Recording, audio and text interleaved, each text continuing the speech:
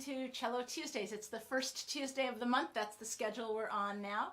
And I'm Diane Chaplin, and my program today is called Chaconne Ciaccona Chiacona, depending on how you want to say it. And I see a note. Let me see. We're having trouble streaming to Facebook. Oh, is it possible the stream is ended or deleted on Facebook? Okay, so there's some weird thing going on. Hang on a sec. Let me see. I have a message saying there's a problem to Facebook. Let me see if it's on my Facebook page. Going live in 0. It says it's not happening. Well, that's interesting. I don't know what's happening. Hold on one second. It's not showing. I'm watching on Facebook. Yeah, so if you are, you know, it's not showing on my page. I got this little message. And now when I look at the Diane Chaplin page, it says going live in 0 minutes, but it's not there. So if you're watching me on the Portland Cello Project page, and you know what? We're just gonna ride with it. It doesn't seem to have connected to my Diane Chaplin Cello page. And hey, remember yesterday when there was no Facebook at all? Of course, my first thought was, how am I gonna do my concert? Thank you, folks. And also, just because last time I had a sound situation, I don't see anybody yelling about sound, and I did a sound check. Now I kind of have figured out how to do that, and I'm guessing this sounds like a normal cello now instead of an electric guitar like it did last time. Okay, so tonight's program is called Chaconne in a variety of different languages.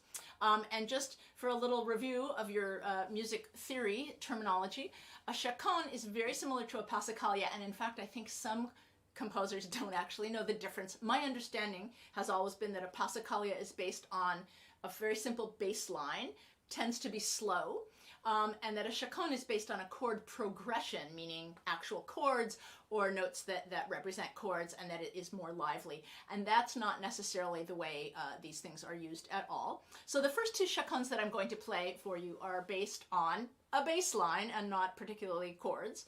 And they were both written about the same time in the Baroque era, approximately 1680, 1679. And they were written by composers in 2 different countries. One in Italy, and that would be Vitali, who lived during the kind of middle and later part of the 1600s. And then the second composer was an Italian who relocated to London, and his name was Nicola Matteis. And what I find very interesting about both of these chaconnes is that they're based on virtually the same bass line. So I find that very interesting because they were not living anywhere near each other. And my assumption from that is that this was a bass line that was quite popular at the time, and that it's a pretty basic situation. So you'll hear that these two things sound very much the same. So the chaconne takes a bass line and then it does these evolving variations on that bass line. And a real chaconne will keep the framework the same, and both of these do, where you hear 4 bars at the beginning, and then we keep hearing those 4 bars varied. I'm just checking. Bass lines are basic. Why, thank you, Barbara. So for the first chaconne, this one was originally written, speaking of bass, for the bass. It was originally written for the instrument, the bass, and I think you'll be able to hear that it's a little bit heavier, it's a little bit lower.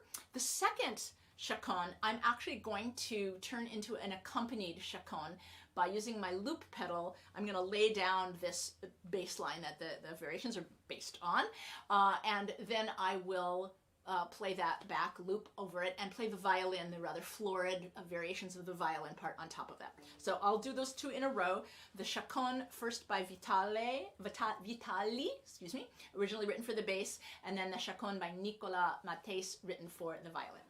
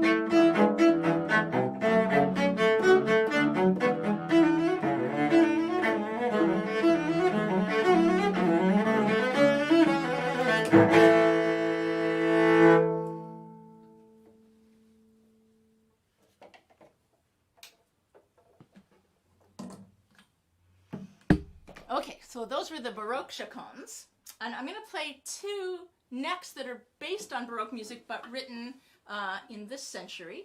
First I'm going to take the pickup off my cello because it kind of suppresses the sound a little bit, so I like to get it off of here. The next chaconne that I'm going to play is very interesting. This is a chaconne written by an Italian woman named Carlotta Ferrari, and she wrote it in 2015, and it is a piece with scordatura. Scordatura literally means untuned. We use that word to mean retuned, so the strings are not what they're supposed to be tuned as. This was originally written for the violin, which was a little easier to get into this particular tuning. Before I switch instruments, I'm going to just make sure this one's retuned and show you the regular tuning. So the normal tuning of a cello is, probably sounds sort of familiar. And this other cello that I have over here, because as you'll understand immediately, I'm not going to try to retune my cello. This cello is tuned like this, which is quite remarkable. These notes are B flat, A, C, and B natural. And those of you who are very astute will recognize that this is the spelling with the German letters of the word Bach, Johann Sebastian Bach's name. Bach's name is a very, very popular, was a very popular, and still is, I guess, set of notes to write music on. So in German, B means B flat, and A is A, C is C, but the letter B natural is H. That's how they write it in German. So those are the notes, and they are transcribed down an octave, the last two. Okay, so the way I tuned my cello, for those of you cellists out there who are somewhat horrified or mystified, I have two A strings on the cello, which are tuned to a B flat and an A, and I have two D strings on the cello, which are tuned down to C and B, and that's how I manage this magic thing. So this is a chaconne on the name of Bach. I don't think it needs any other explanation. You will notice the chaconne, sorry, I'm just moving pedals out of the way. You'll notice the chaconne variations as we go through the piece. They're very subtle, I think, in this piece.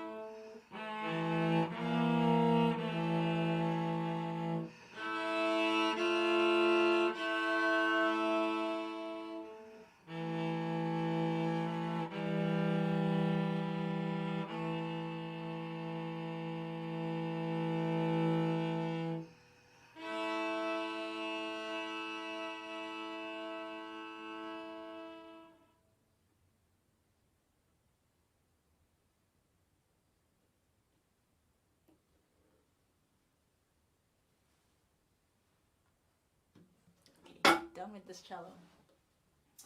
Playing something like that, that's written in the way we write the scordatura notation is that it's written where you'd put your finger on the string. That's what gets written. But I find it very much like driving in England, where you're on the wrong side of the road, if you're not from England, where you have to keep remembering all the time, like I'm on the wrong side of the road. And that's when we read something in scordatura, we have to keep remembering all the time. These notes don't sound like how they're written. There's sort of this constant awareness about that. Okay, so all those pieces that I played so far, none of them were actually written for the cello. Now I'm going to play two that are written for the cello.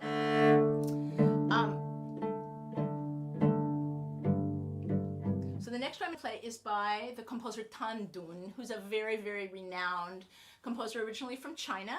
And you will be able to hear the elements of Chinese music in this piece, I think. This is a chaconne, surprise. This is a chaconne after the Baroque composer Colombi, and if you've seen any of my other live streams, you may have seen me play the Colombi-Chaconne, which is very, very similar to the very first one that I played today, the Vitali, just that single kind of low line of variant. You won't hear any part of the chaconne in there. It's allegedly written on it, but it's pretty hidden. But what you will hear is plucked sliding sounds, and I believe that this is imitating a Chinese instrument. I don't speak Chinese, so I'm going to now mangle the pronunciation of this, but to the best of my knowledge, to be able to say this, the instrument I think is called the gyukin, and it is a flat instrument that you pluck and slide, and it makes kind of twangy, slidey sounds. I believe that's the instrument that you will hear being imitated in this piece, the Chaconne after Colombi by Tan Dun.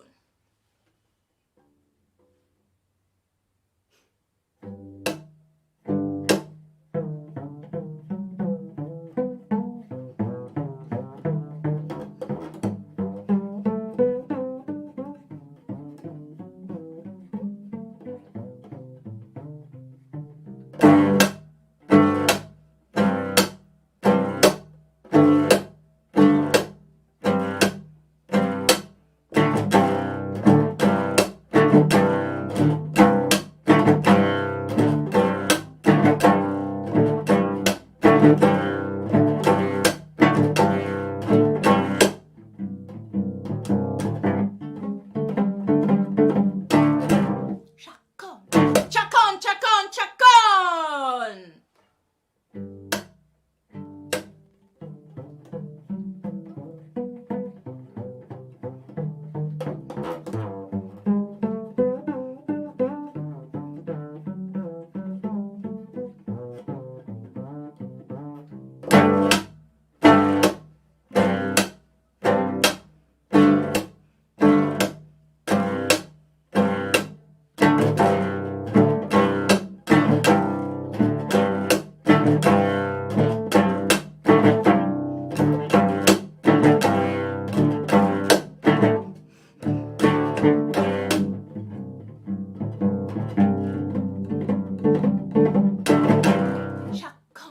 Chaconne, Chaconne!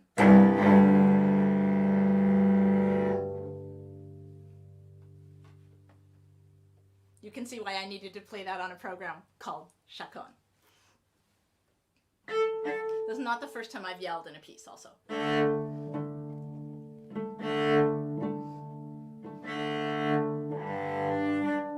I have one more piece on today's program. And it is the biggest, just regardless of the yelling that just happened. This next piece is the biggest in length, certainly in emotion. It's very romantic. It is written by Julius Klengel, who those of you who are cellists will know him because he wrote the scale book that a lot of people use. But he also was a really, really wonderful composer. And in 1905, he wrote this piece for Guilhermina Suggia, who was a Portuguese cellist, and she is the person in the iconic painting of the woman in the fabulous big red dress that you have seen either on my publicity for this concert or elsewhere, because it's a very iconic and wonderful painting. That painting was made in 1923 of her. So she was quite a young woman when Klengel wrote this piece for her. Clearly, he thought that she had a brilliant technique and was really a well-formed musician. This piece is called caprice in the form of a chaconne, freely based on a theme by Robert Schumann. And the theme in question is the opening of the second violin sonata by Robert Schumann, which is not a piece that's particularly well known, I don't think. And Klengel didn't really he calls it freely based on this theme. He takes the first few bars of the theme and then kind of writes his own stuff to go after that. But one thing I will give him credit for is he's the only composer that actually writes a chaconne based on chords, which is what I think a chaconne, like, you know, the Bach chaconne, the famous Bach violin chaconne, there are chords at the beginning of that chaconne. So I feel that Klengel embodies my idea of what a chaconne is here. So you'll hear this theme, which has 10 measures in it, 10 measures of chords, and then there are 24 variations, you're welcome to count them if you want, plus a coda on the end. And for the entire piece, just like the other classic chaconnes that we heard at the beginning of the program, the phrasing doesn't stay, the phrasing always stays the same, never changes. There's 10 measures in every single variation, and that will be possibly hard to believe sometimes. I also think it's really incredible how he can make 24 varied utterances of this chord progression. How much variation there is in this really wonderful and beautiful work.